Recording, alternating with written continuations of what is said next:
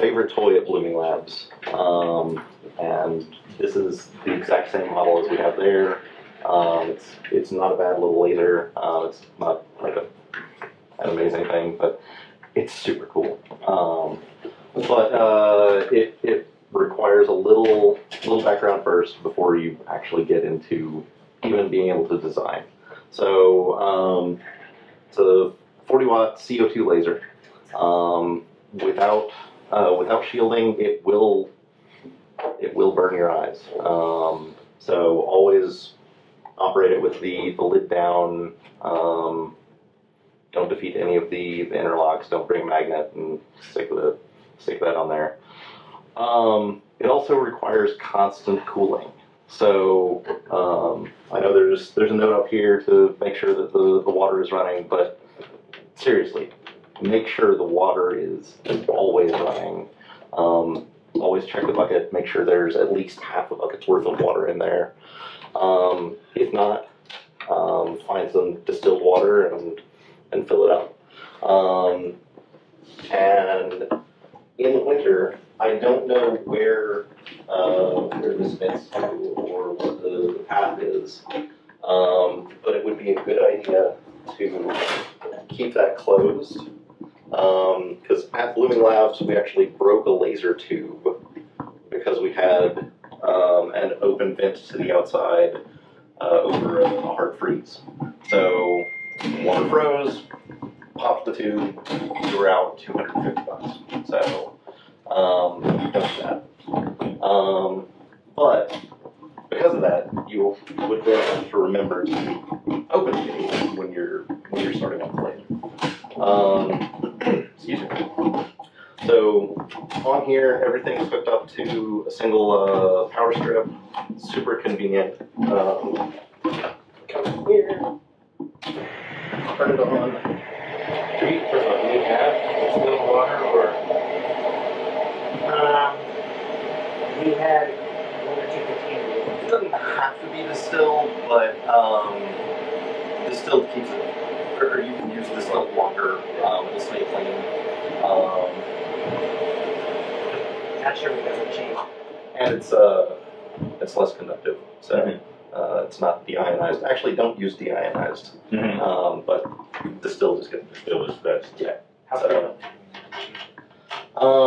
If you see any gunk in there, if you can feel a slime, replace it. But other than that, as long as it's clean, it's good. I would probably add more. It looks like there are 2 gallons, 2.5 gallons in there. I could get it up to 3 or more. But it mostly matters if you're going to be running for a long time. So more than an hour, you definitely want more water in there.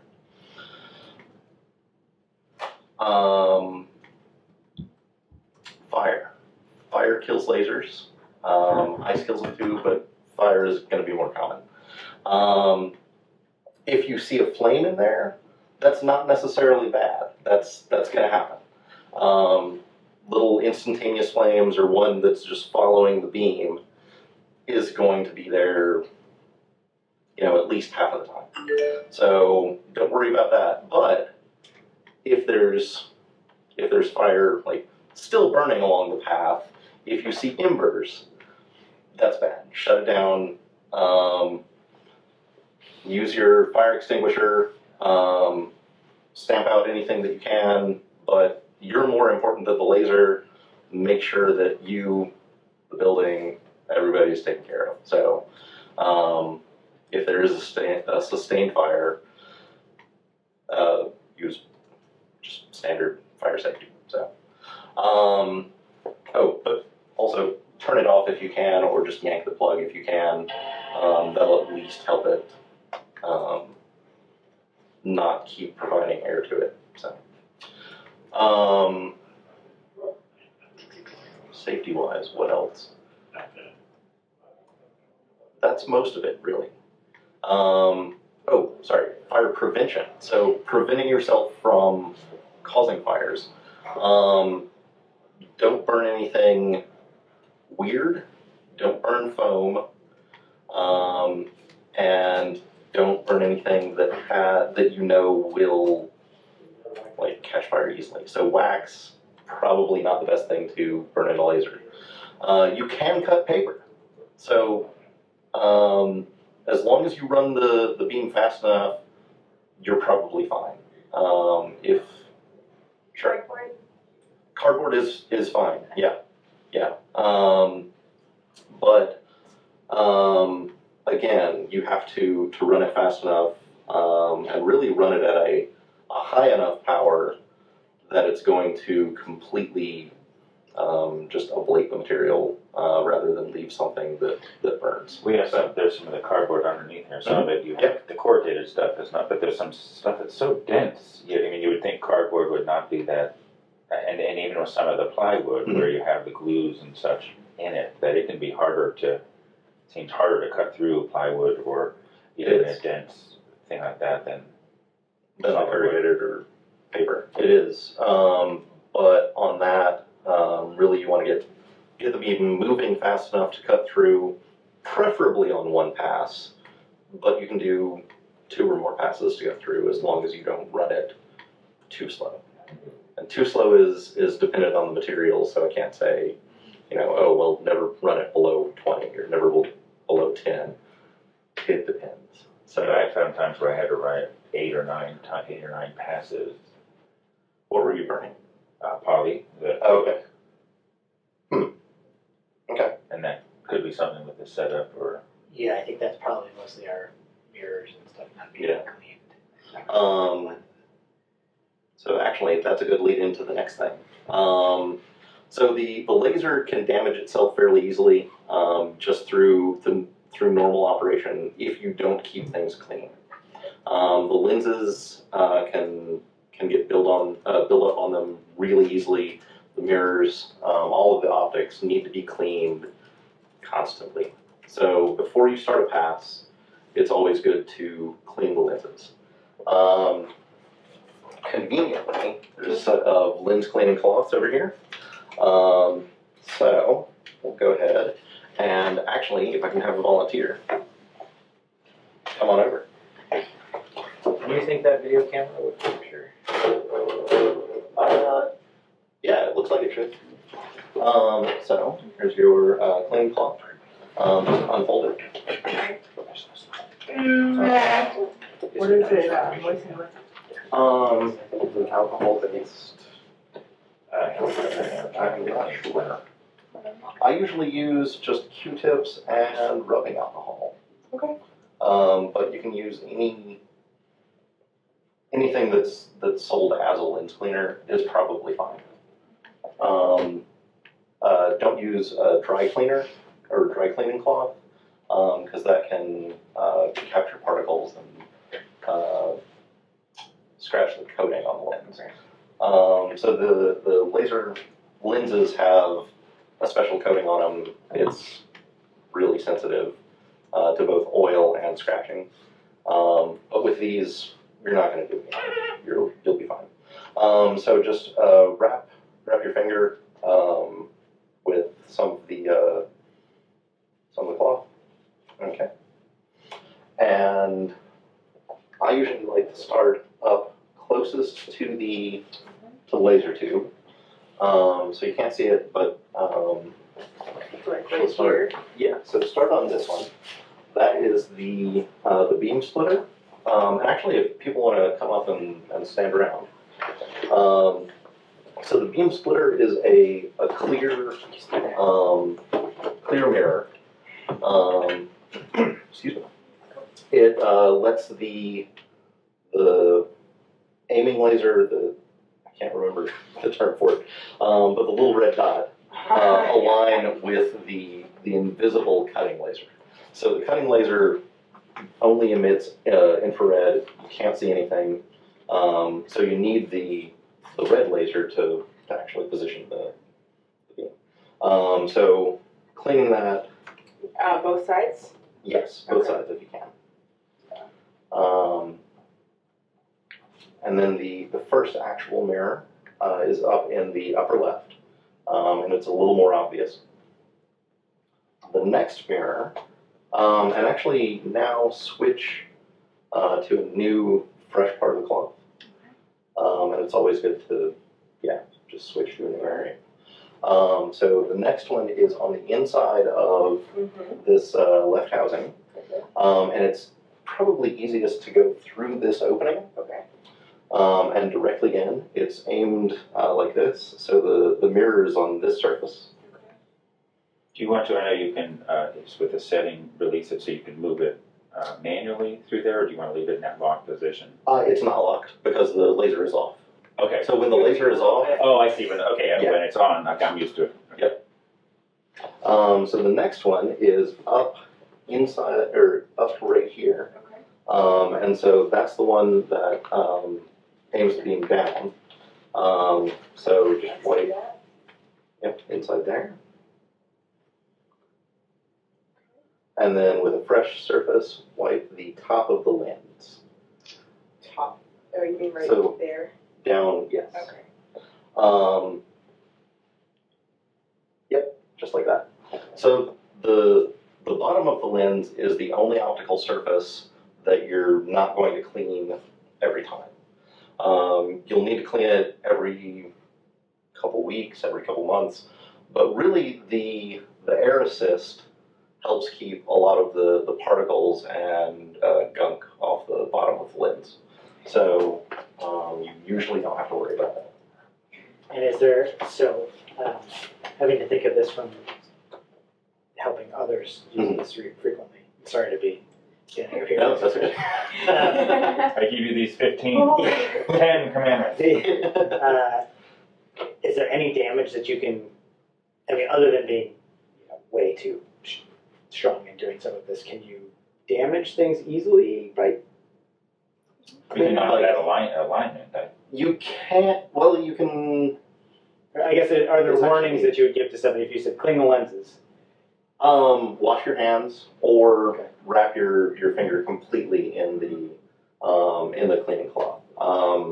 Since everything is sensitive to oils, even the oils in relatively clean hands are going to stick on and cause damage over time.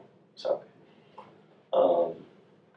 because actually, they won't be there for long. The beam will burn them off, but in doing so, it'll damage the coating. So, So the one in the back left corner, one over here, Mhm. one up here, and then the top of that yes, one. yep, that is correct.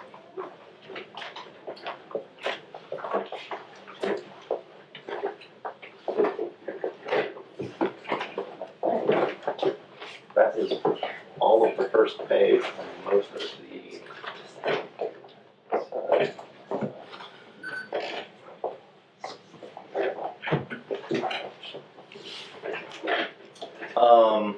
So there are two main operations you can do with the laser. One is raster operation. So the laser just scans, or the head just scans back and forth and acts like a dot matrix printer, or actually like an old TV tube. You can print photos, you can print grayscale images like that, or etch deep into the surface of what you're cutting. The other operation is vector operation, which follows a vector path.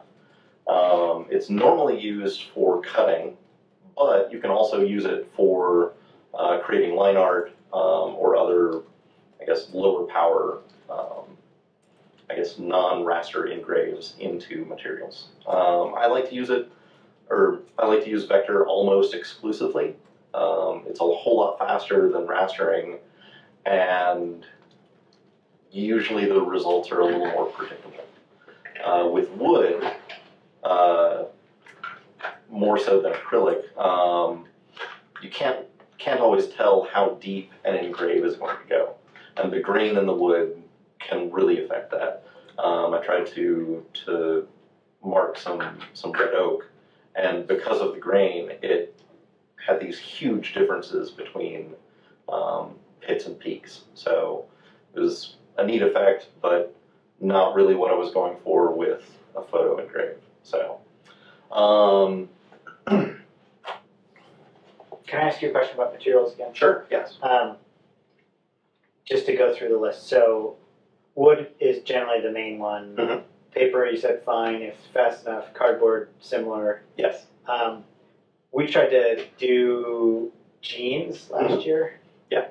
And I was not, and this might be something we can talk about later, but I was not seeing any effect on the jean. Okay. So I kept doing it sort of over and over again. Yeah. And then, and these are my son's jeans, but then when we washed them, they essentially sort of just fell apart. Yeah. Because I'm assuming I had done it too much.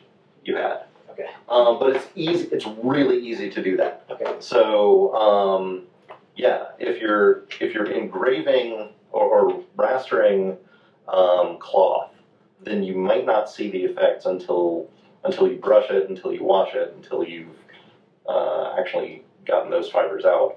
But it can either bleach or remove a layer of fiber from like denim. Anything thinner, and it will probably cut right through. So I tried to mark some khakis, and it just blew everything away. So, but we successfully removed the top layer and the dye layer of jeans. So We have some of that That was laser cool. cutting material, there's some leather or Yeah, other yeah, type of okay. things. There's a lot of- And leather. I wouldn't do leather in here. I guess the venting is pretty good. But it still was, It's pretty stinky. I wouldn't do wool. So if you've got felt is fine, but make sure it's polyfelt, not. I've done both wool and polywool blend, and yeah, don't. It's just bad. So, what else? Metals. You can mark on metals as long as you have either anodized metal, a marking agent, or titanium. So titanium will discolor. It's not super predictable, but it looks really I cool. was gonna get, these are one of some of the things I was working on where, this one Oh, worked out painted. pretty well. Yeah. This was one I tried yesterday, and it just didn't come through. This one's just spray painted. This one Okay. is powder coated. So I don't know if there's a difference in I don't know. substrate, or maybe this was, I think I had rastered it. This one just seemed to not come through very clean, but this one was very Yeah, that looks. crisp. But you could, I mean, something like this, the Right. aluminum should be fine. Yes. Okay. Yeah. Yeah. So painted, powder coated, anodized. As long as there is something added to the metal to give it pigment that you can then take away, then you can mark metal. But with this laser, you're not going to be able to mark steel. You're definitely not going to be able to mark any metal. And in fact, I've used aluminum foil between layers of cloth to prevent it from cutting all the way through. So, yeah, even something as thin as that, just it's the wrong power, or too low of power, and or wrong frequency to cut through metal. So, fiber laser is what you would need for that. And I asked you about glass. So glass you can mark. I haven't done a test. We've got a huge pile of glass at Blooming Labs, and I'm going to be playing with that more. Because I think it should work to mark to then be able to cut the glass. But I haven't tried. But we have marked both clear glass and mirrored glass. I don't recommend marking mirrored glass.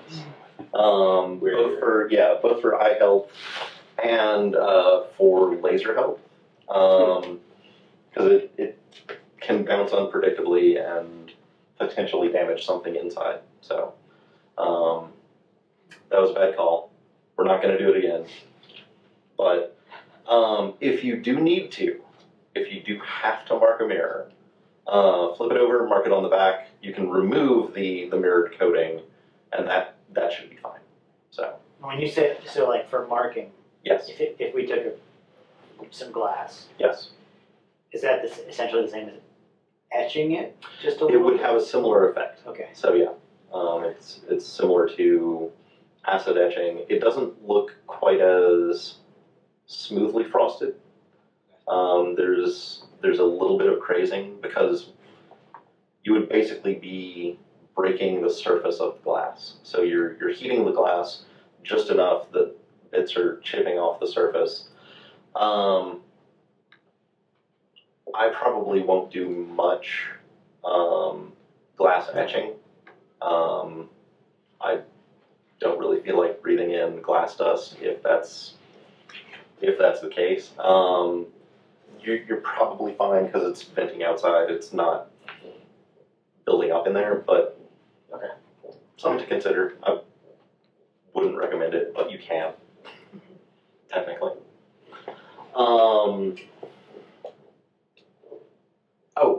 If you do, you can put a mask on, and that'll reduce some of that. Okay, So. so like painter's tape or something Yeah. like that?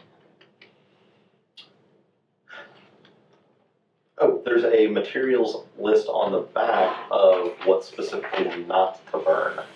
So the very last page has a thing. Yeah. So anything that has chlorine ions in it, please avoid cutting. It's very bad, not only for you but also for the laser. It will, or eventually. Thank you. Yes, corrode the connections inside. So, and your lungs. But yeah, let's get to design and cutting. So when you're designing for the laser, one of the things you have to be aware of is kerf. That's the amount of material that the beam is going to just take away. So it looks like it's a zero width line, and ideally it would be, but it does actually remove maybe 9/1000ths of an inch or so. That's the kerf for the same laser at Blooming Labs. It varies per laser and per material, but if you're cutting wood or 1/8 inch wood or 1/8 inch acrylic, then that's probably going to be fairly accurate for this machine as well. So, when you are designing an object in Inkscape, Can I ask one more material? Sure. Yes. Rock. Rock. Yeah, so one of my friends has done a lot of marking on limestone. He's done some marking on sandstone as well. It works pretty well. It really depends on what the stone is. Granite and even like engineered granite look really good. If you get a black granite, black marble, it'll look very nice. Okay. Thank you. No problem.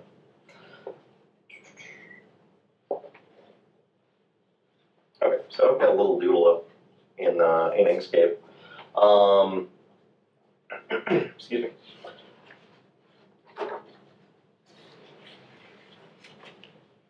What do I want to do?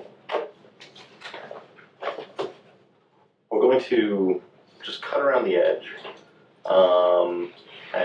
Oh, sure. Add just a little square inside and fill that square. You know what? I don't want that black.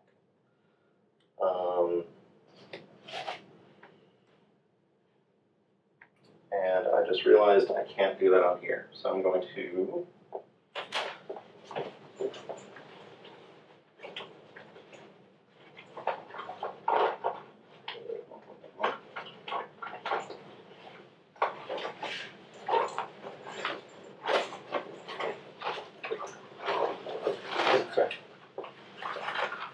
If you're USB, you can probably just plug it in. If you want it, that's easy Oh. for you. Sure. If you get a big cable on it. So,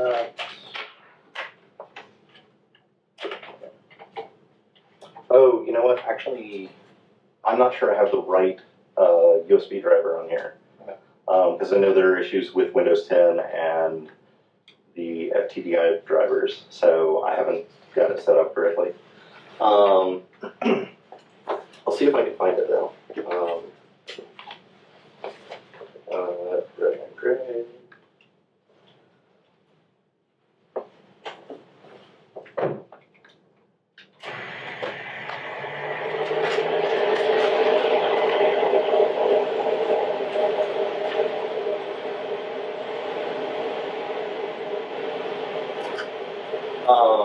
So when you go to cut, once you've got stuff in there, this is the focal billet. You take your material, set it in, and then once you've got the cutting pad above the material, set that underneath, and just lower the head onto it. Tighten the set screw there, the thumb screw there, and then your focus. You don't have to measure anything. This takes care of that for you.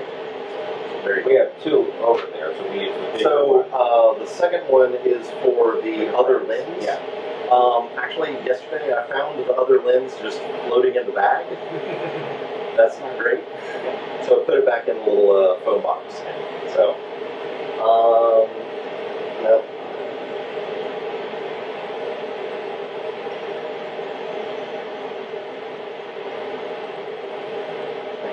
Not many. Okay, so I'll have to copy things over here.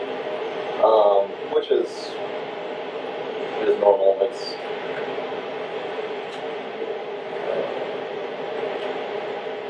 what you'll have to do anyway. Design on your machine and then bring it to the machine to cut.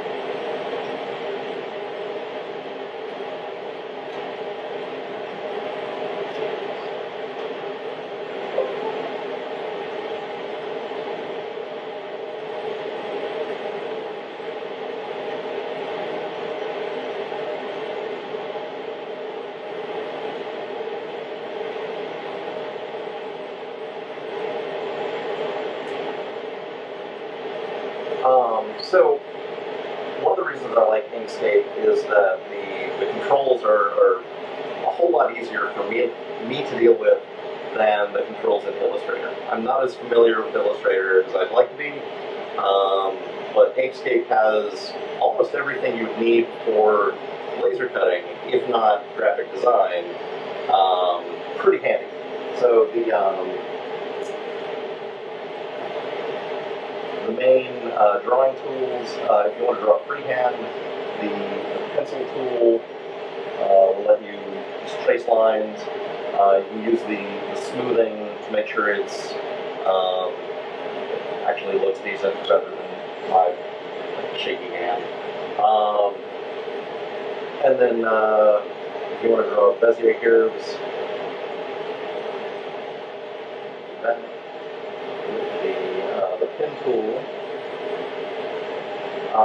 and those are the main two things I tend to use in just initial layout for design. I'll then use the point tool. Usually round some corners. I'm going to do with that. But that's all in shape design. It's what you want to make of it. So, sure. How do you upload images onto? So once you've got something saved in Inkscape, bring it over to the cutting computer. Load your. Do you mean Oh, sorry. Google Outside, yeah. into this? Okay. So you can open JPEGs, PNGs, SVGs in Inkscape. You can drag them in, and if you want to include a photo or include I guess raster file in your cut, then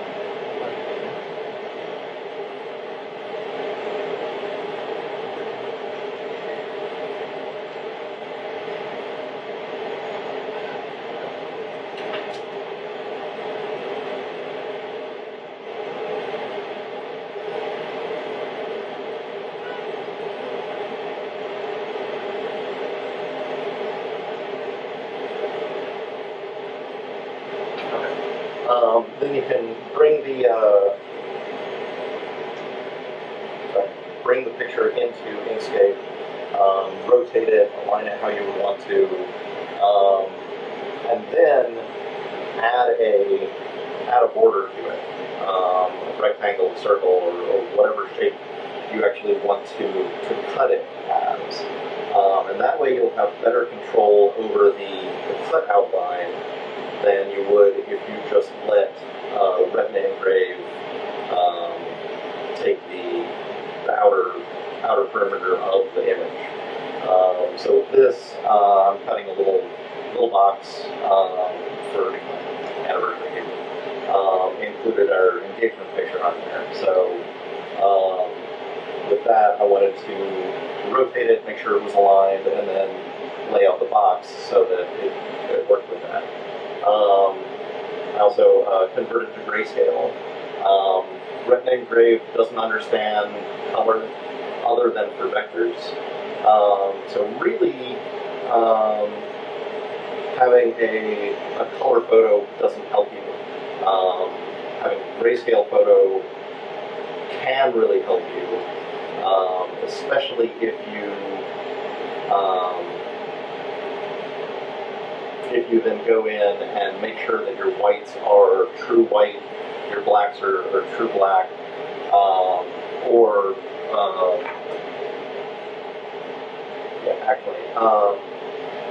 because then for the white areas, you're not actually turning the laser on for those.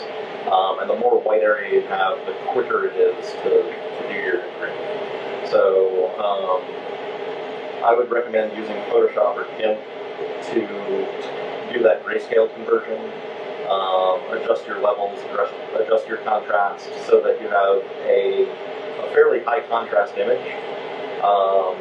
But it doesn't have to be like posterized or anything. It can still be a recognizable photo, but just made sure that everything is a little smooth and you know what your peaks are going to be, and you have clear white space. So actually on that, there were a couple like highlights, just reflections in the glass that I went through and removed, just darkened out, because they were creating little peaks in the wood. It's kind of weird. Like it's not something that you really recognize when you're looking at the picture, but a flash or a bright spot will show up as a tiny mountain inside your engrave. So it's a little weird for that. It's like, oh well, I didn't really need that. I just wanted to see people. So yeah.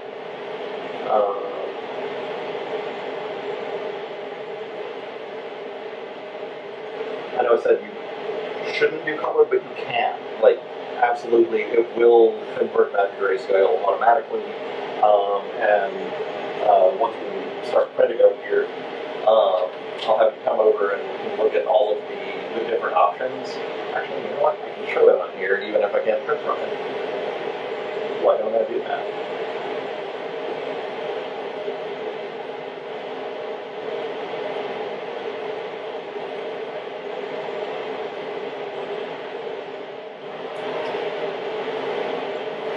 So when you bring your image over here, open it in Inkscape or Illustrator, it'll show up as,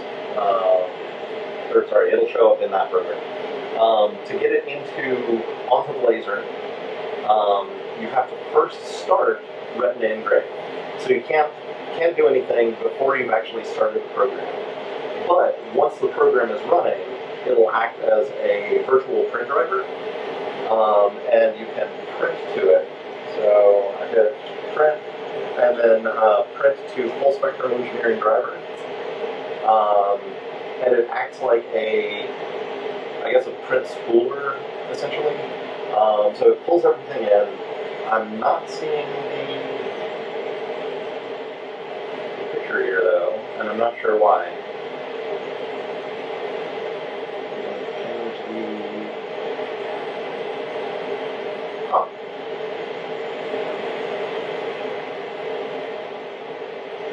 Apparently I've got a problem with that specific image, so I don't know why the raster isn't showing up. Let me see if I can find one that will actually work.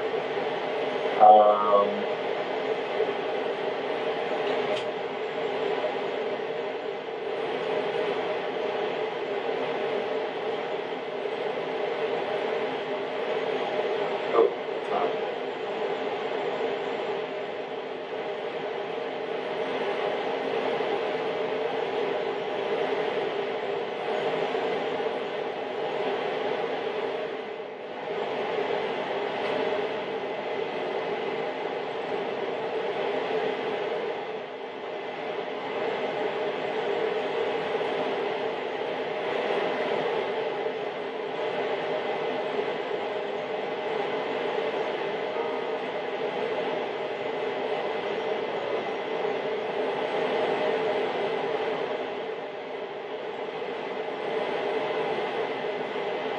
Okay, I'll just keep using this as an example, and I'll create some different colored objects.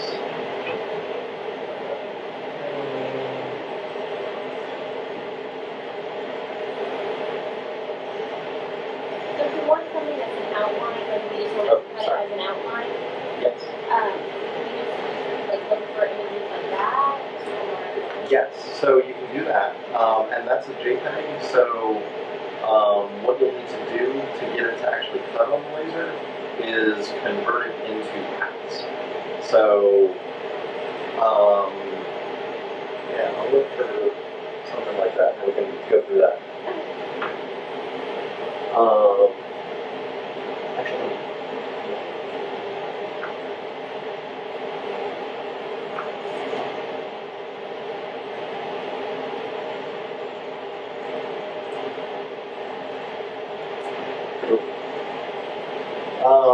Actually, what did you search for? oh, I did an arm outline.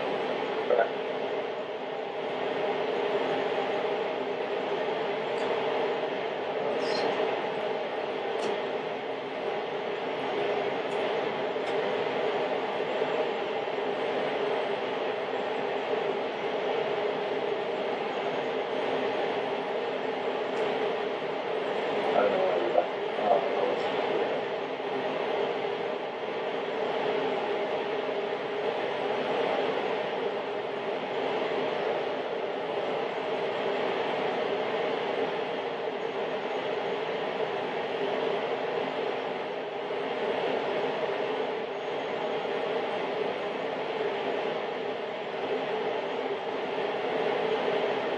So you can either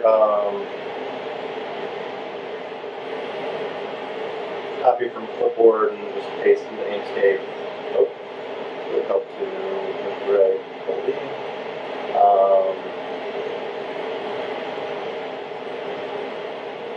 So you can see that it has the white background. It's a true black and white image in here. but it's still a JPEG. It's, oh, and you know what, let's go ahead and try to print that in Retina Engrave just to show what it will do. Because it will,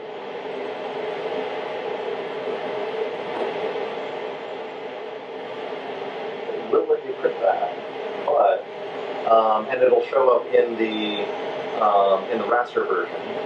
But when you switch over to vector, you've just got the outline of that original JPEG. You don't have an actual path for it to follow. So, we change, and actually, now we can look at thresholding. So there were the two polygons that are filled with green, and one with, is that with blue or black? Oh, it's black. So if we bring the black and white threshold down,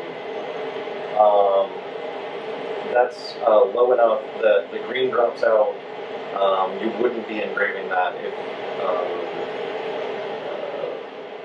you did that now.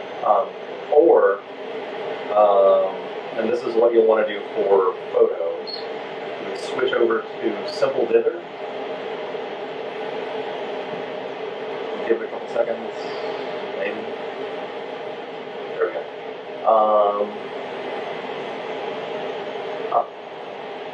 Those shouldn't be showing up as solid. They should be kind of a very gray, but they're not. They're, let's try a half dither.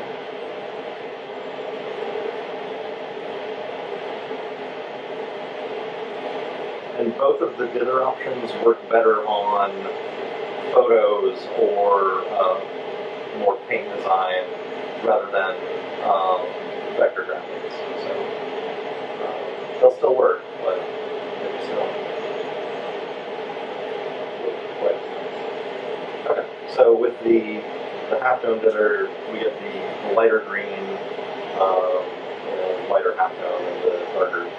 Question, because, so since you're using it has like raster engraver vector cut, then how would you affect that in Illustrator? Sorry. How would you affect those in Illustrator, whether it's like engraving or whether it's vector? Oh, this is actually in Retina Engrave now. So once you print it, it doesn't matter which it came from. All of that happens in the actual laser control software. So in Illustrator, it should be, or it shouldn't affect what you're doing, whether you're coming from Inkscape or from Illustrator. But both Illustrator and Inkscape have a feature that I'm going to talk about next, which is how to get your arm to actually vector tag. So, come back over here, and then go to path.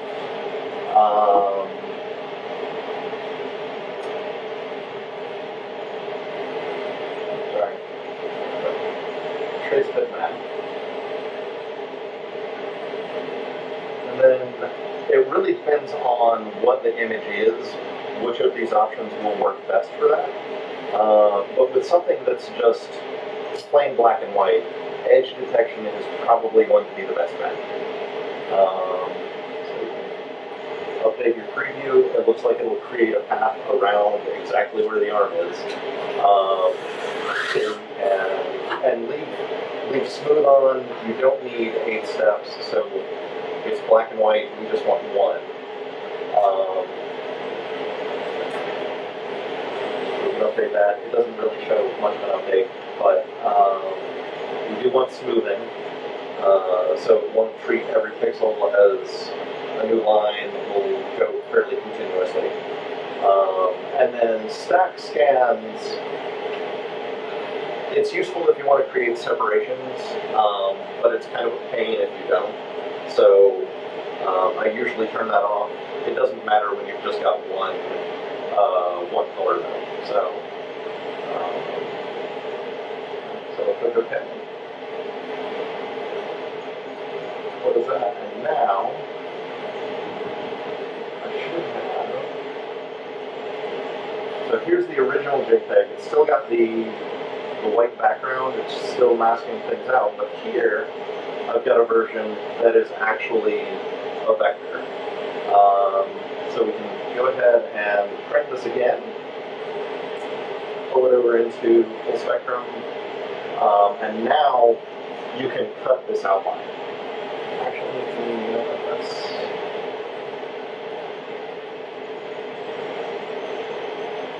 for cutting, I like to use the colors. I like to make sure that what I want to cut is actually going to be the thing that I cut, and things that I don't want to cut are either going to show up as a color that I haven't chosen, or they're going to show up as a color that I want to engrave. So I'll want to engrave black but cut red. It's also helpful once you've done the raster to path or bitmap to path to see that, well, in this case, it didn't actually get everything as a single line. It got a lot of little lines, but it looks like there's at least this contiguous inner line, possibly.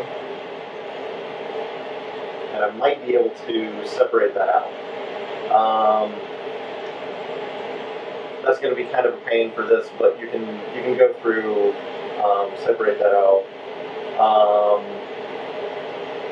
The easiest way to get rid of that now is to simplify, and then to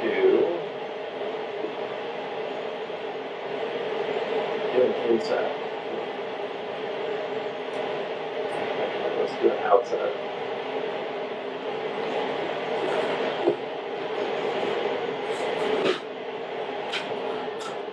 Oh, thank you. So I'm just doing continuous outsets, and that gets rid of all of the little bitty lines that we didn't need inside there. So now we should be able to select that. You've got an inner path and an outer path. We'll want to bring that back down to a single. What was Single the step path. to get all the sort of simple It's mostly just a set of outsets. Really, the best way to go through, or to do it, would be to go through and delete the individual tiny paths inside, or to do another pass of the trace bitmap with more smoothing or more, I guess, broader edge detection. It's just a bunch of trial error and error when you don't, Yeah. each image is so unique. And Yeah. So this isn't perfect, but we could at least cut it now. So let's take it over. And you said that, right, and this has happened to me frequently in Illustrator, that might look great, but because of the thickness of the lines, it's going to want to cut on both sides. Yes. So did you say there was a sort of a trick to getting that to be thin it out, or to?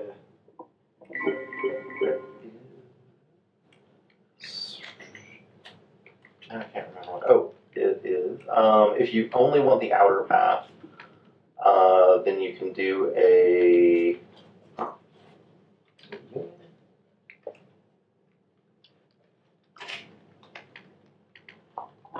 Oh no, you can break them apart.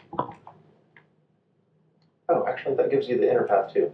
So now I've got the inner path over here and the outer path over here, and you can choose which one you want to use. You can probably go back to the outer path and bring it back in. So I'm just using the shortcut for inset.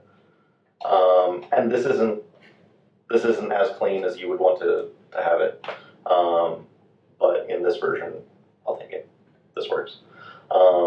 Actually, I'll probably take this one because this is, I didn't have to. the Spock fingers. Yeah, like reverse Spock. Yes. Um, so.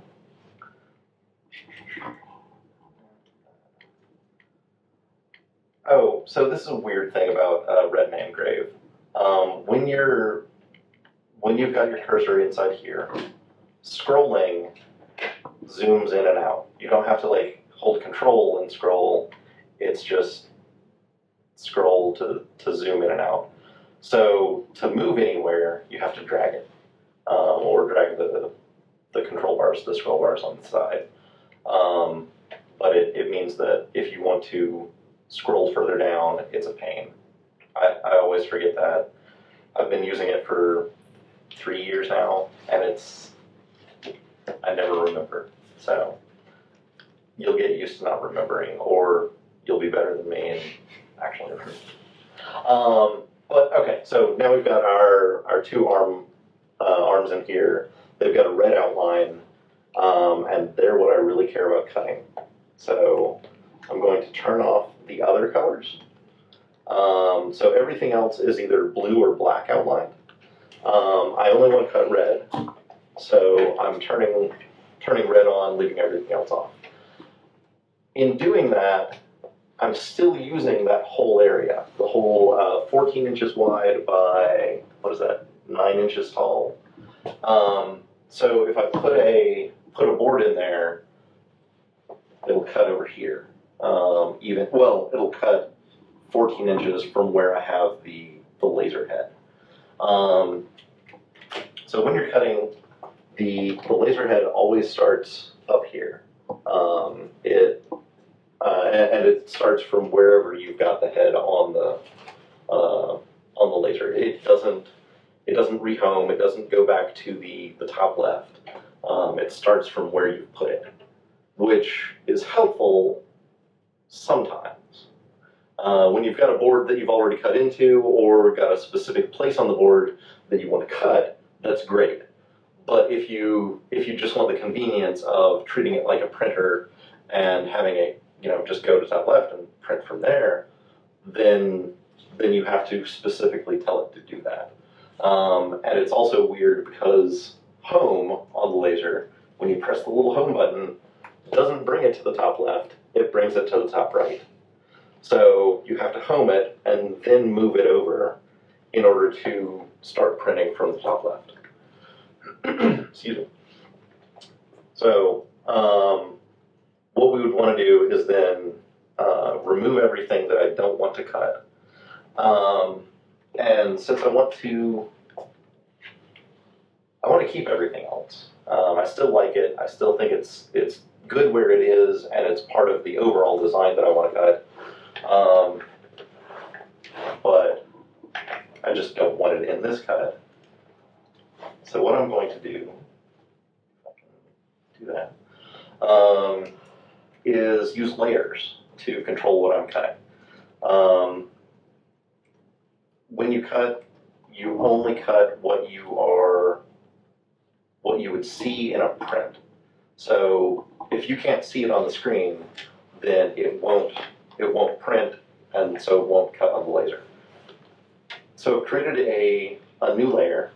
Everything is on layer 1. I'm going to move this one arm up to layer 2. So you can either use the move to layer tool, and there are similar tools in Illustrator. I like Inkscape a little better for the layer control, just because it acts a little more like Photoshop's layer control.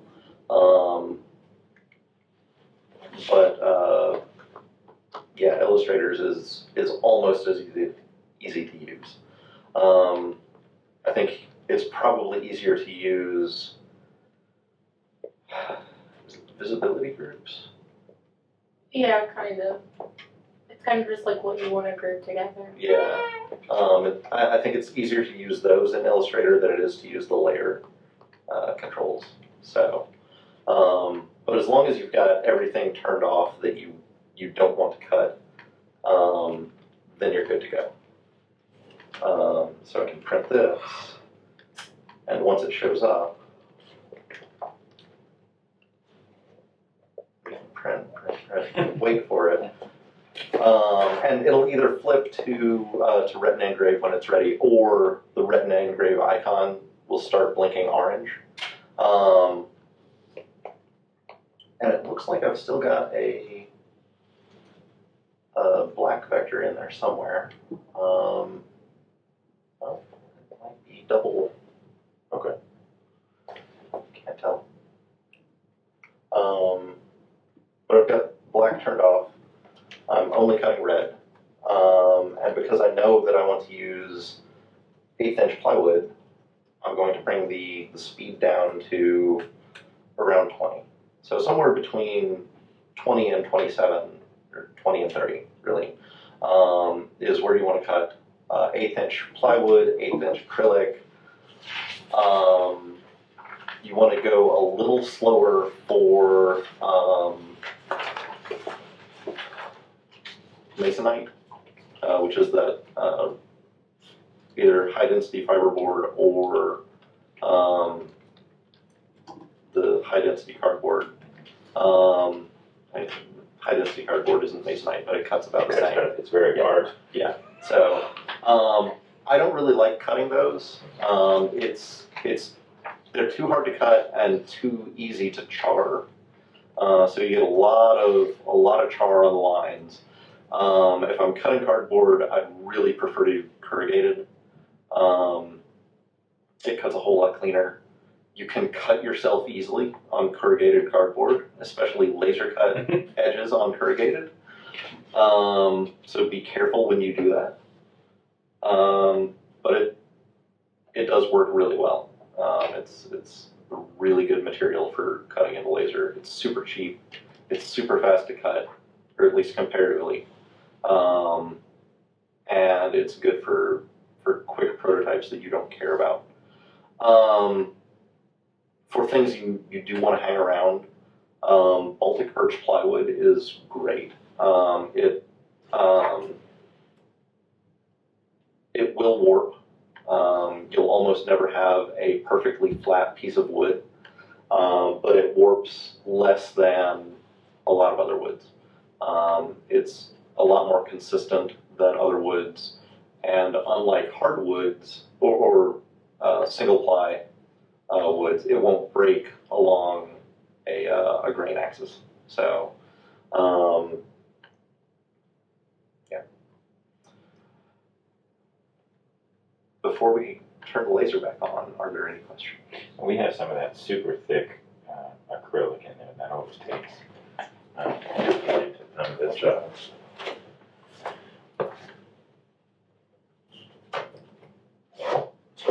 So, You have yeah, like a quarter inch thing. Sometimes this is. That I would probably try at like 15 speed, 100 power. And that's what I never did. So I always kept it at 100% speed. And the speed Oh. must be something. Okay. I'm thinking, oh, power is all that matters. We just need more No, power. But speed speed is your friend, I'm learning. Speed is key for cutting. So always leave it at 100% power to cut through, but vary the speed. That's a takeaway from it.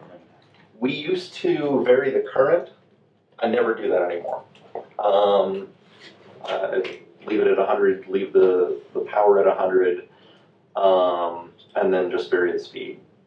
So until you get into cutting through paper, well, sorry, that's for anything thick, and even for cardboard. So I'd probably still leave it at 100% for corrugated, but probably like 80 to 100% speed for that. I mean, it's super easy.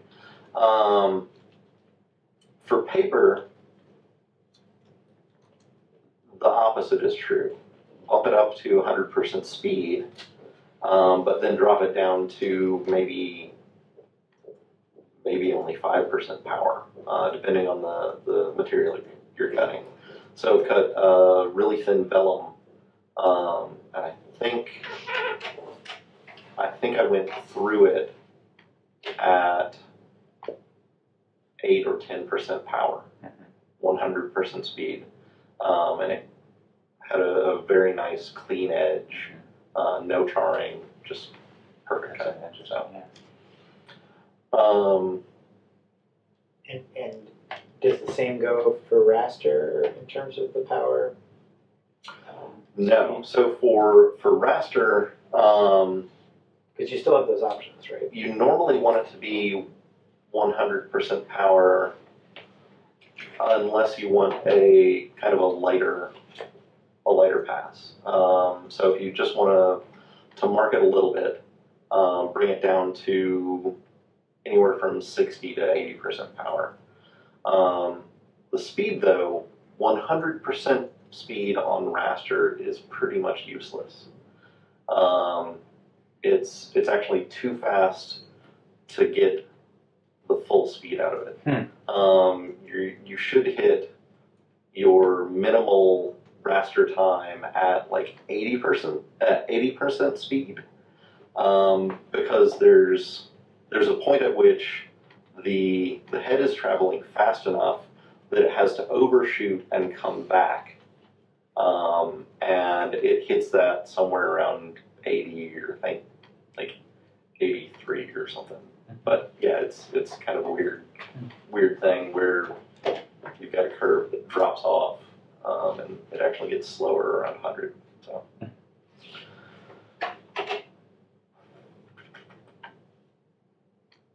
You can see the different, then it just uses that raster power, raster speed. And, Yes. yeah, okay. Yes.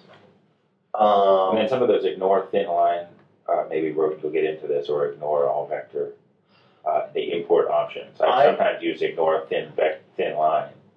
I almost never use those. Okay. But they are useful if you design for that in mind. What I usually use is color control and layer control to control what I'm going to be cutting. So here I really don't want to cut that, even though I do want it in the same layout, because I do want everything to end up on the same thing. So I'm going to set the stroke to cyan. So it's hard to see, but it's kind of the, I guess, more architectural, thin line blue. So you don't copy that, you don't cut it, but it's there for reference. I usually do yellow as another either no cut or very light marking vector pass. And then red and green are the main cut colors. So red is the outline, and you always want to cut outlines last. So the outermost object that you're cutting is probably going to shift the inner shapes. So when you cut through, everything will drop, especially if you've got slightly warped wood. The wood will drop, will find its flat point, and it'll settle. So in order to prevent that from affecting the inner cuts, it's better to do the inner cuts and the inner marking all before you do that last outline cut. I guess I wonder if it's like carving a pumpkin where you do the fine, small bits. If you have things that are going, I mean, this shouldn't be an issue because it's using the same amount of force and can have the focus. But you'd have to do that in layers or some kind of way or colors to differentiate this as an internal cut or an external cut. So But that would take 2 passes. Yes. You mean you wouldn't be? Well, it wouldn't take 2 print passes. You don't have to set the print twice. Oh, okay. So I'm going to set. You know what? Actually, I'm going to go back a couple and have have that arm back on itself again. So now I've got the inner arm and outer arm. Currently, they're both red. Set the fill on both of those to empty. So now we've got 2 red arms. I'm gonna set the inner one to green.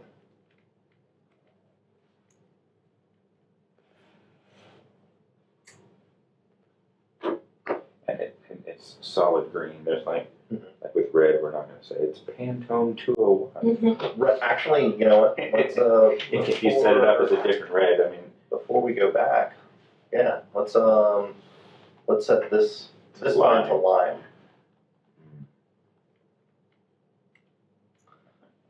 So in red and engrave, you really only have 6 colors in black. You have CMYK, that are your cut control colors. So if I go here, yeah, we're not seeing lime. Okay. We see 2 green polylines. Mhm. I know that I only set the inner arm to green, but I set the other one to lime. So that should be, and if we go over the vector, that should show up as the other green line. Yeah, so that's showing up green, Oh, it's green. the same green as this inner line. So know that, you know, you might use a whole palette of different colors, but they'll resolve down to just your CMYK values. Another thing to watch out for is white lines. White lines translate to black. So if you're trying to hide a line by making it white, that won't work. Or at least it won't, it'll still be treated as a path. The same goes for transparent lines. So a transparent line is the same as a black line. No stroke is the same as black stroke. Here, with this, since I want to burn green and I don't want to burn anything other than red and green, I'll turn off the passes for those 2. And then change the order so red comes after green. I usually set red up in the 10 to 20 range just to be safe so that I know that's the last thing to cut. Green I'll set, you know, somewhere in between, because I know that's going to be a cut line as well. But blue, you know, I want it off for this, but I'll turn it on later, so it can live at 3. And I'll bring the power down to, say, 16. Bring the speed for this down to 20 because those are both cut. And then I would be ready to go. So I must have missed that. So why would you even mess with the blue if it doesn't make any passes? Sorry, I wouldn't. You're right.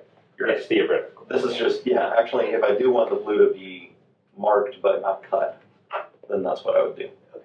Yeah, sorry, that was, yeah.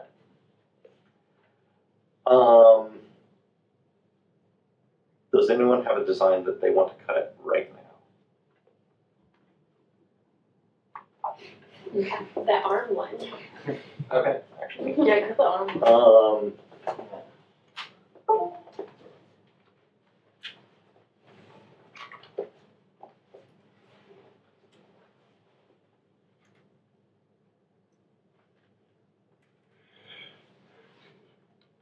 So, I killed my whole layer thing.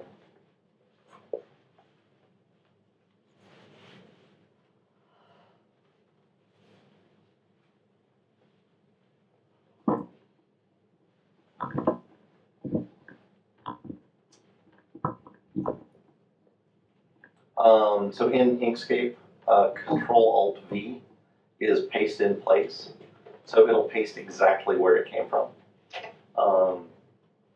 You can also, I think, shift page up, and that'll move it to the next layer up. There are a lot of ways to move things around. It's really just what works best for you.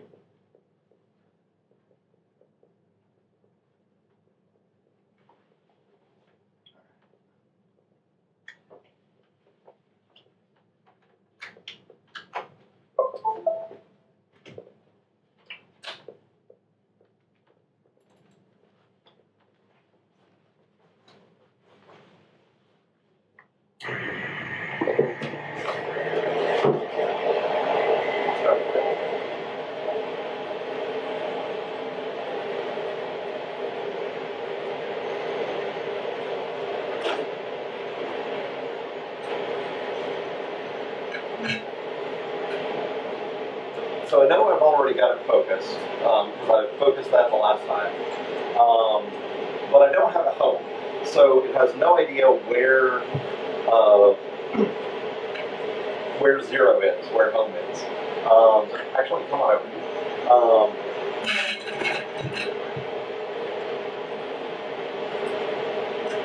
Since we turned it off, it has no connection. So to renew the connection, there's a little icon down in the lower left-hand corner that will reconnect it to the laser. It found it. It knows it's not home. So there are 2 ways to home the laser. Either press the home button right there in the middle of the laser, or press H on the keyboard. So I usually prefer the keyboard. It's just a whole lot easier. And the keyboard arrow controls are usually a lot smoother than the ones directly on the control panel. So move that over. I want to start from the far left. And you know what? I'm going to move the honeycomb down so that I'm starting at the actual top left envelope. Okay, I don't have this printed arm yet, but I've got it over in Inkscape now. Click print and choose the full spectrum engineering driver. I shouldn't have to do anything to it, but there are some cases where you might have to mess with the page size. If it crops anything off on the right or bottom, then you'll have to set the page to 20 by 12 thing, but usually you don't. Like, usually it's just fine. It will do its thing. Excuse me. Now this is going to be cute. It's going to be 7 inches tall. We'll leave it at that. So, moving over to vector cut. How do you adjust the size? So, like, for Oh, example, if I put a Actually, yeah. So, if I do want it smaller, then in the vector version, there's a little control on the lower right-hand side that won't adjust the raster version at the same time, though. So if you really need to control the size, it's better to do that in Inkscape or Illustrator from those programs and then just reprint it. Because yeah, I'll often come over and realize how big it is, because there's not as much of an idea of scale in those. Sorry.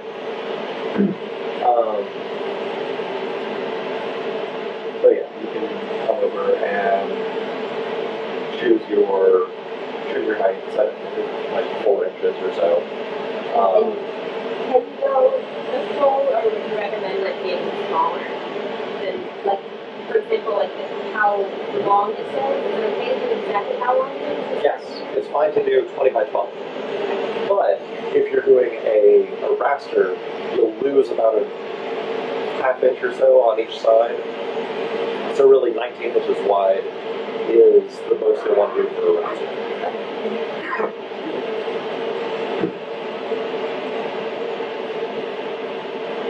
So I'm actually going to reprint that so that we have a smaller version.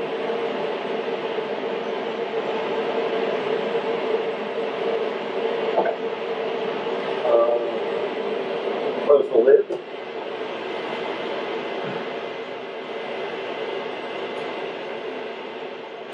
Switch over to vector cut. And that will automatically switch the mode. Drop down to vector mode. Do you have any number? Really helps. Figure out how to get it. Sorry about that.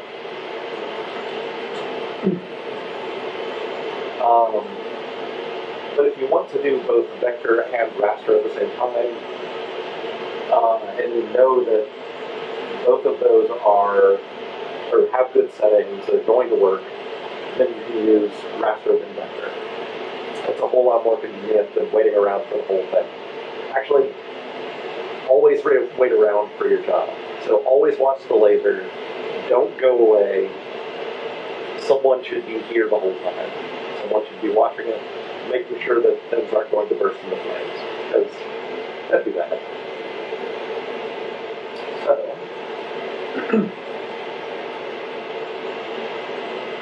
let's bring that down to, I think on this one, 25 should be fine. So 25 should cut all the way through. We changed lenses in the machine at Blooming Labs, so we had to decrease the speed that we're running at. But this should be okay. So we want to switch it back to the vector. Okay. Oh, sorry. So when you're burning, you should check the perimeter of your job just to make sure it's fitting within the material that you have. Thank you.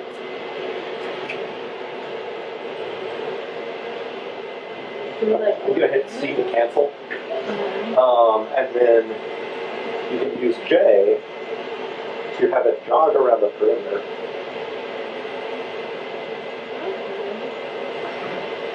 Okay, and that looks like it fits inside. Or you can use P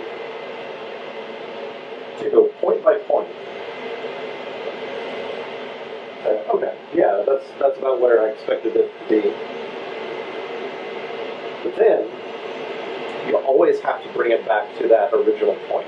So don't leave it there, because it will start from there. It'll start your burn from there, and that's not where I would want it to start from. So I'm going to bring it back to the original spot. P is useful if you want to burn two versions of the same thing.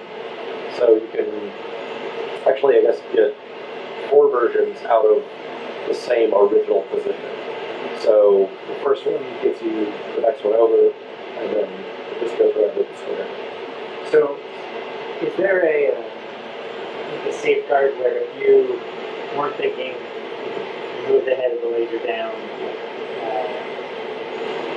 and it's like 3 inches above the bottom of it, but you've got that arm that's 7 inches long. If you have hit honed start, if you have honed the laser, it will not let you print something out of bounds. Or it'll ask you if you want to. If you haven't honed the laser, then it will ask you, are you sure you want to do this? It's not honed. I'm not sure if it'll stay in bounds. So it will warn you, but you can override that. but what will it actually do in there? Will it move as far as it can move and stay there and burn as if it's going further? Or? Yes, and it will it'll keep running the motors as if it's trying to go lower. So, all right, I can't tell if that burned all the way through or not. So, in order to check, you can leave it like this and just slightly press and try to move it. If it moves, then you're good. Then it cut cleanly through. And it seems to have. So, get that out.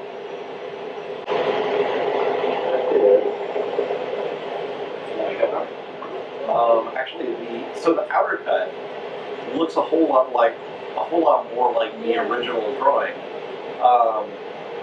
and that's something that you can play around with, and that's one of the effects of kerf. So to account for kerf, you can use the inset and outset controls in Inkscape, and I think there's the same thing. I don't think it's called inset and outset, but I can't remember what it's called in Illustrator. Sorry. No, you're fine. But yeah, so here is path, inset, outset. And you can bring that in or out depending on which one you want to look right. So in this case, because we burned the inner arm, or the smaller arm, we got the smaller version. If we had burned the outer arm, we might have a version of the actual arm object but looks a whole lot more like the original art. So. So are you saying, the way I was thinking was like, even though it might look a little weird that it has very thin fingers, Yes.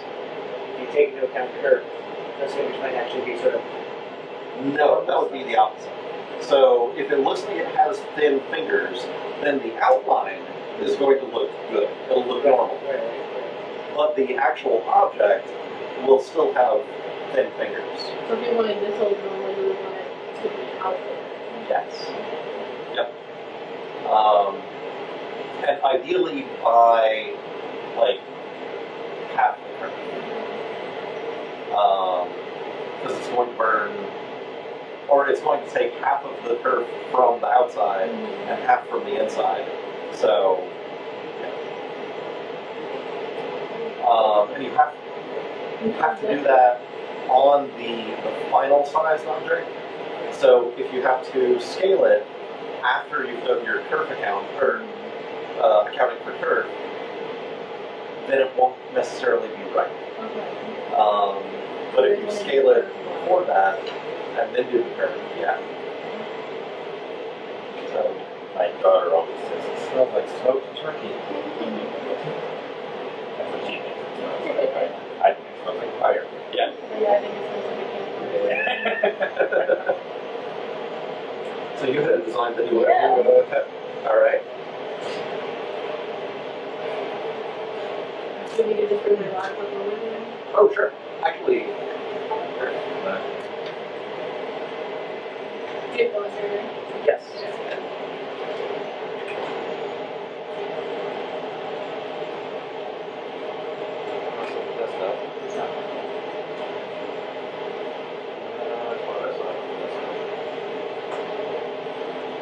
maybe not ask what.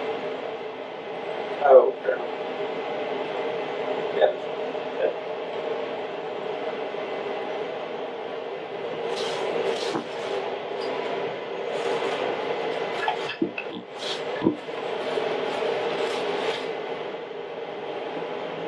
Showing off the ABCs, I like to see following water, so I made these bricks. I'm trying to do it right.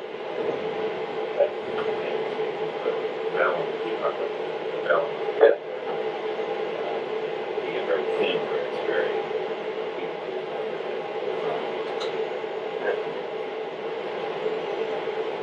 Then this one kind of makes like a Star Trek. Is it Wingscape, Storando, or Spaceship.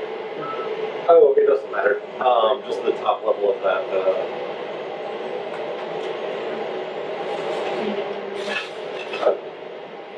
Oh, you know what? It's sort of. Okay, it'll only be an hour. Okay.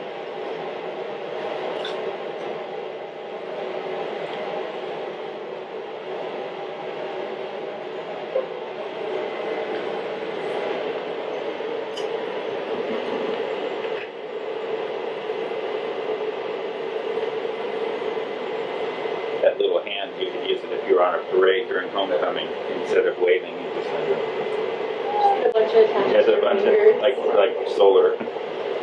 So this might have a little problem Okay. with the thinness of the lines, but we're going to try it anyway and see how it turns out.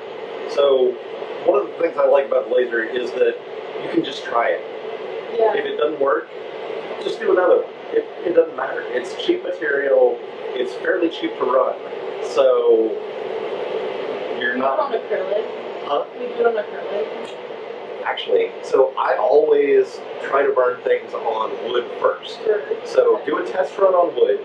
Um, 1/8" Baltic birch.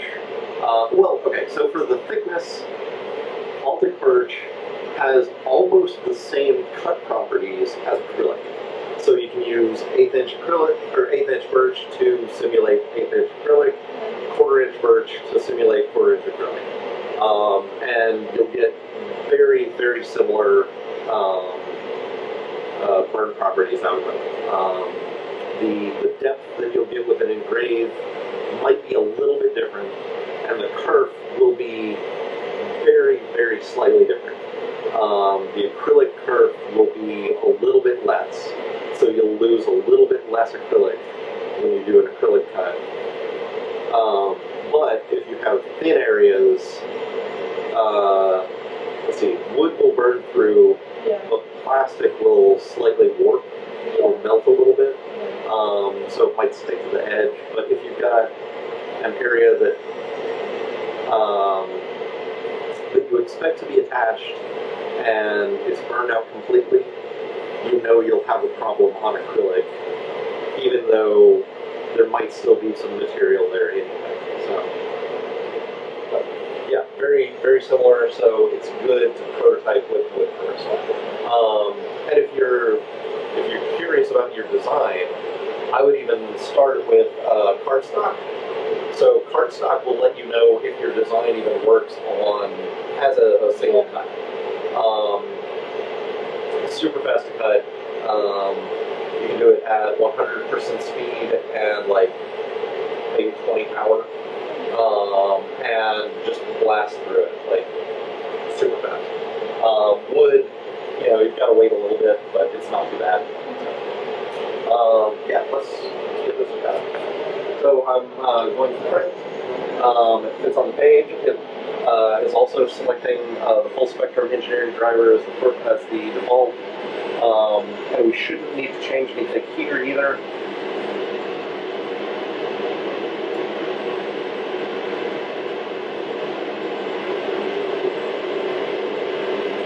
So this will come up. Okay, there are a couple issues with this. So actually, if you want to come over, we can talk about what we would need to do to change this to make it work. So the letters, even though they overlap visually, they're not the same path. Yeah. So it'll go ahead and cut the outlines. You'll end up with distinct So you shapes. would want to do writing, you wouldn't want to do text, you would want to do a paintbrush so that you can do a single vector. Yes. Yep. But you should also be able to do that afterwards by selecting everything and then. It is grouped together. Okay. And actually, that's perfect because we want to do it for everything. Yeah. Where is path union? Or union path in Illustrator? Mine's on the side. You can go out front.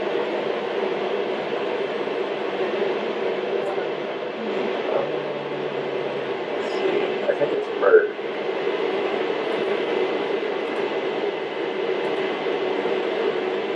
Let's give that a shot.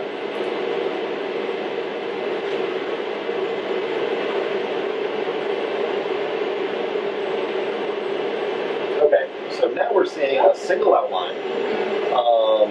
No overlaps, everything is all continuous. So this should cut just fine. Let's give it a try. So because we have a black outline, we'll need to reset the speed and power. Actually, just the speed. So, 30. Yeah. So if you want to, I think 25 is what we did on there. So set that to 25. And then just Single pass is good. Vector is good. Go ahead and check the outline. sorry, how? So- Sorry. How? So J, just to see Oh, where it okay. fits on the wood.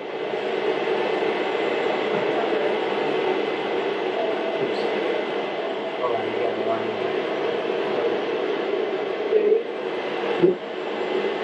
Oh, that's interesting. You got too close on that one side. That shouldn't happen then. That should be fine.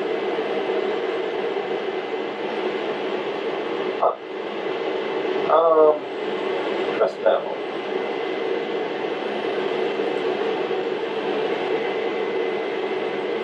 Okay. Try J again. Just once.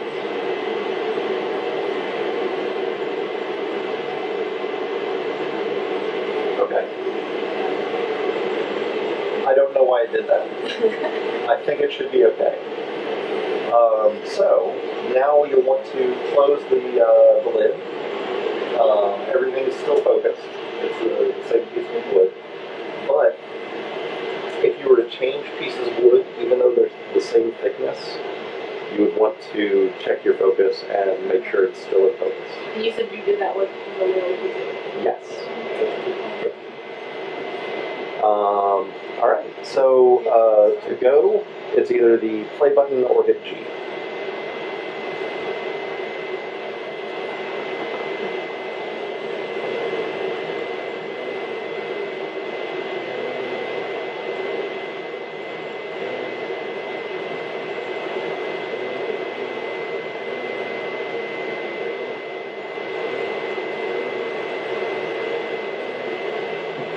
For a design where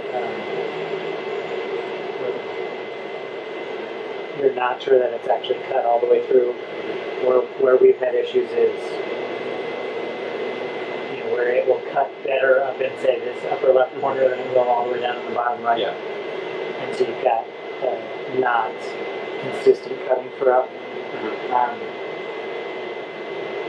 The technique that I've used is essentially to sort of try to hold the piece down and try to use something like this to like pluck and see if it is loose everywhere.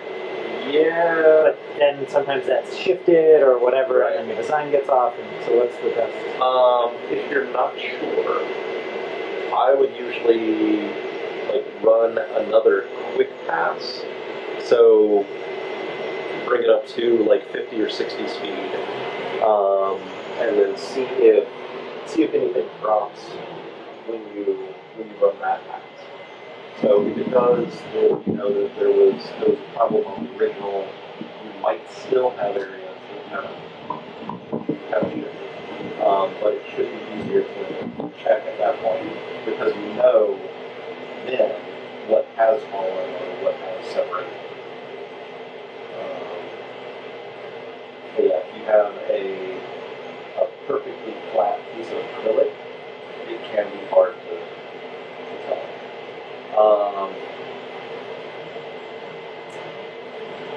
If you have some Nerf darts with suction tips, those are probably the easiest thing to use for trying to lift acrylic out. For wood, maybe some masking tape. Just loop some tape back on itself and try to pull it out.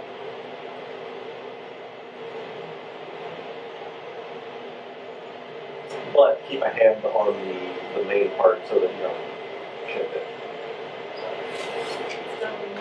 All right. And so you can see visibly that it's lower than the rest of the wood. Yeah. You don't have to worry that is cut all the way through. So go ahead, open it up and lift that out. Oh yeah, they went through. Okay, so now at least you know that you've got some editing to do. Or Essentially, that happens, yeah. Yeah. But the outline size looks pretty good. Yeah. So if you were to just enlarge that on the steps, then it should be good for the inside. So,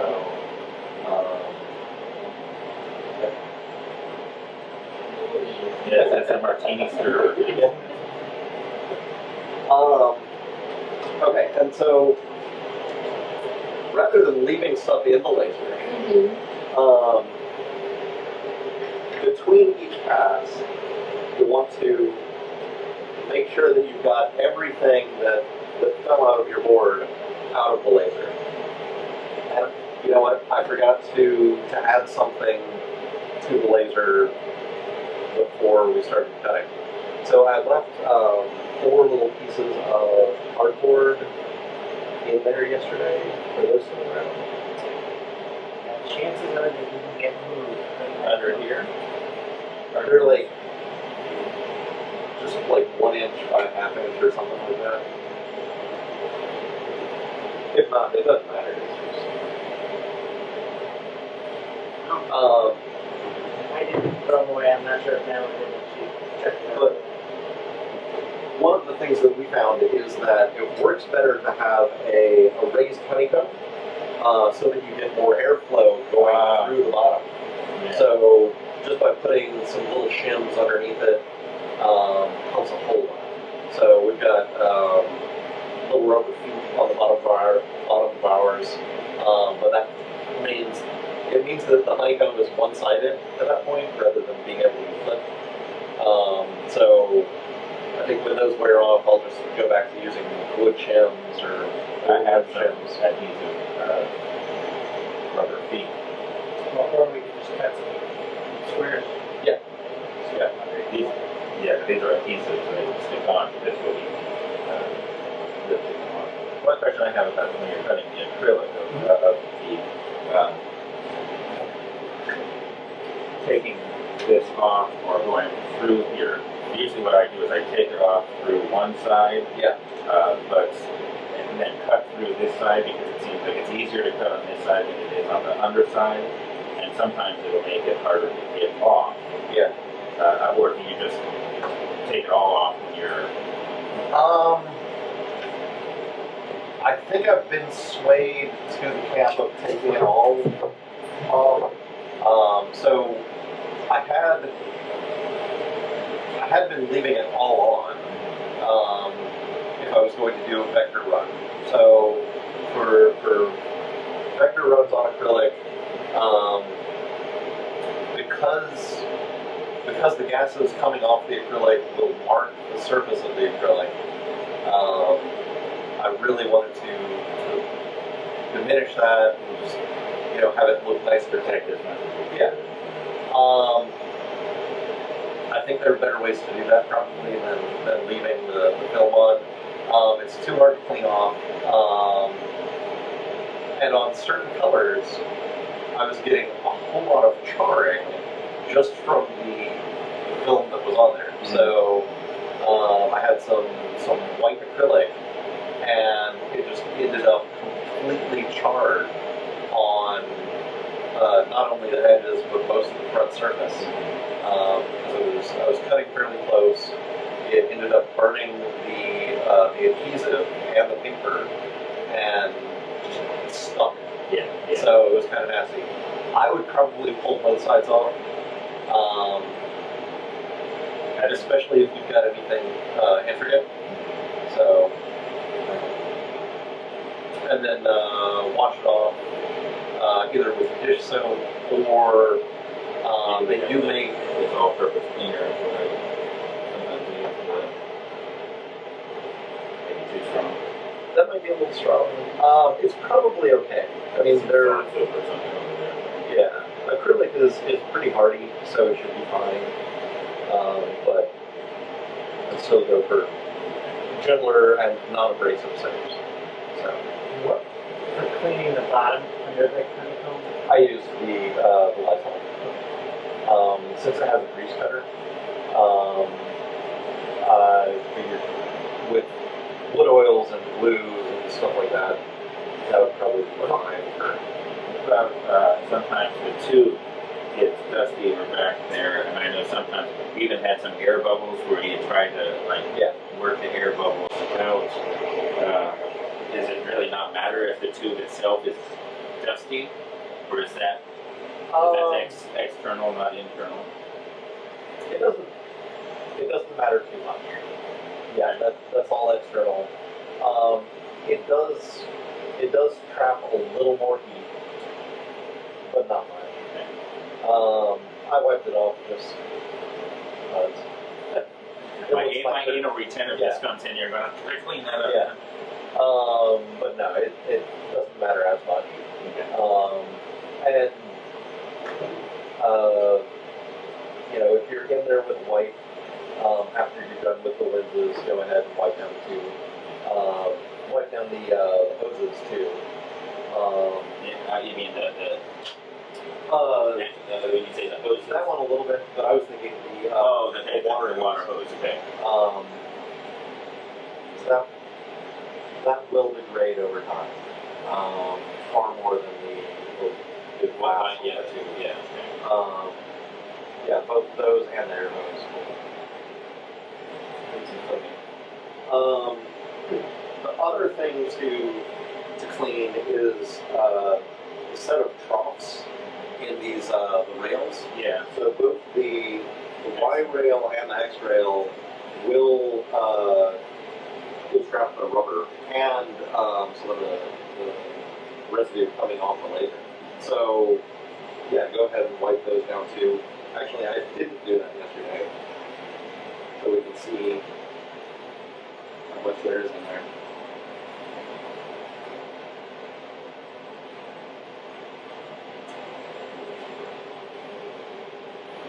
that's the thing with a machine like this we have, it's not a high-end machine, not really made perhaps yet, but it's not made for it's more of an entry-level machine. Oh, yeah. But it does get used quite a bit Yeah.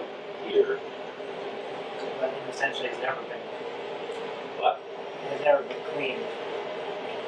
I mean, Justin did some things with Yeah. it just to manage it, service it, get it. I've watched the lessons on taking out the lens. I've done periodically with clean that. We were having a lot of problems where it wasn't cutting very well at all. So we worked on that basic.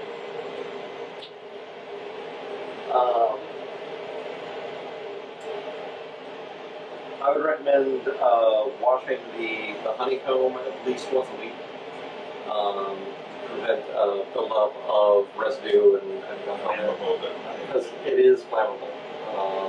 Everything that you're cutting is, well, almost everything you're cutting are organic compounds. They're going to leave flammable materials on there. So, yep. And yeah, I left half the bottom under here unclean. But yeah, there's a lot of gum in there. one of the things I was trying to do is I was trying to take painting and in Photoshop I ended up going in various things and trying to get I tried various things where Yeah. it was not working super well.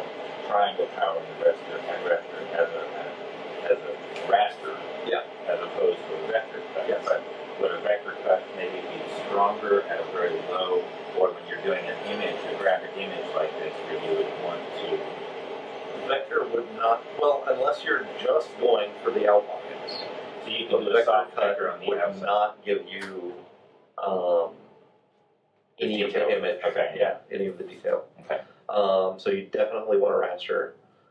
If you want to highlight parts, so if you want just the main outlines that you've drawn on, then sure, yes. Trace those as vectors in Illustrator, and You can have those sharp, if you Yes. want a sharp halo here. Yep. If you want a sharp curve of the dress against the background. Yep. You can do those in a soft thing, and then you'll have maybe some terraced. Okay. Yep. And then with the outline, that's a rough outline. I would trace that. Don't go for a rectangular outer shape just because the file has a rectangle. Do trace that with a vector and cut that out Yeah, cut it out quickly. with the rough. Yeah, that's what I Yeah. wanted. And then I was gonna paint it like with a white layer, and then it's teal and all these different colors. So I was gonna try to Okay. take the wood and then paint over it to give it sort of the washed color of the mosaic. Not mosaic, that's a fresco. May not work. Wood is too cool. That's why I was thinking going over it with a little white, Yeah. flat base white. So I've cut through white primer, and it does char, but you can get a nice effect by then washing it, essentially. Yeah, that's what I was going to be after. It would go on after. Oh no, I mean before. Oh, okay. With that, you would take almost all of it off, so it doesn't matter. Yeah. Go ahead and paint it afterwards. But if you have an image that has a lot of white area or Yeah, a lot of negative space. Yeah. And we can, then go ahead and prime it first or put a white layer down first. Mhm. And it should look pretty good. Cool. I brought some little wood rounds. If anyone wants to like, customize something to go on either a round design or coasters. yeah. It's just a little more interesting than the standard wood or acrylic. And those are natural, but they've been sanded down. Yes. Yeah, these are all they came down in a friend's backyard and we cut them up at Blooming Labs. So It's kind of cool. You make like a night wall out of that one. Yeah. That would be- actually I've got a design for a branch that's cut on 45-degree angle so that it elongates and it's a perfect shape for putting an eye inside. It's pretty good. So that's really cool. Yeah. This is, I'm glad I use it quite a bit. And so to me, the biggest takeaway is that speed. Yeah. Speed's important. A lot of, that's why I think perhaps I've been taking so many cuts is because I'm going at 100% speed. Yeah. And it's not sitting there long enough to penetrate. It's just like sanding where you're barely touching it or something. You can go quickly. Yeah. But you're not cutting away the thing, so. Actually, yeah. Think of reducing speed as reducing your grit.